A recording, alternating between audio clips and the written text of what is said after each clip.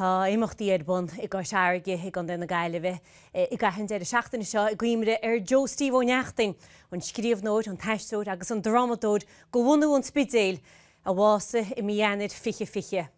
Tá súil ag lucht agrathe hÉigse Joe Steve ócáid bhliantúil an hÉigse I Gaillimhe ar a bhfear a rá Eanáir ócáid seachtaine. Go le buchas ó chuiste na hÉigse agus le mórmheasa Joe Steve Ó Neachtain uainn agus ar a phobal óglainn hÉigse Joe Steve seolta. Fharraige 3 bliana a Nuacht an údar an aisteire agus a dhríomhaí pobl Joe Steve Ó Neachtain táir a comóradh a híhir is a híl le hÉigse 3 le na cheantar dúthais a gCois Fharraige a gan na Gaillimhe. Ní fearra go mar fóna go mar daoine caint mór an faoi ach cháhaocht daoine spreaga tuairt faoi fi sa scríbhneoireachta nó fi sa drámaíochta nó gníomh pobl nó gníomh be eile tá mé cinnte go dúirt sin ansása ó hain. Chéad ócáid na hÉigse ar éir bhí seáladh an leor irid améin suíthir iarmhais le Joe Steve. Bhí cuideach mis sách sean, bhí cuideach an clóhúilte ar fácar sean fácar fúlscap ar chlóscríban dearann óna míide hochtútaí. Ach tá sé dá éagsir bhain éon cheoile a bhí aige. Beag an níos ceoragus a gon chlóis seachas gon tú.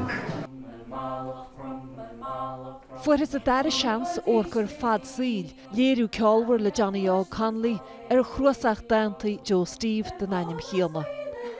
Sílim go machchainn tú ceol le dáanta go dúrann se ráir ceile nó cinál dearcha eile ar na dáanta agus sílim gur híl Joe sin a héine sna bhagur a héin chotóí leis an smuoine.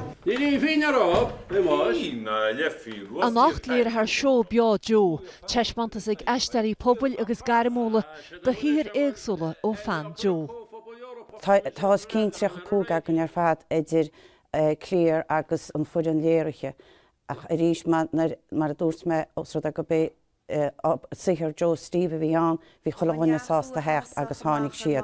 Tá PCS drámaíoir le chéileann, tá míideannaí an sketcheannaí a chumse fad an lá agus in sin tá míideannaí nuaimseáin chumá chéanna. Tá gurán, tá brán, tá búirt, tá chulathóirt meascaí suasínta sin agus tá Joe Steve meascaí suasínta sin ar fad.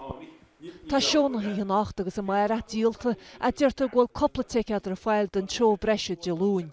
Is cinnte gur allar chrí Joe Steve Ó Neachtain a bhá sa bhéid sin. Fharraige Nuacht TG4 JOE STEVE a gan na Gaillimhe.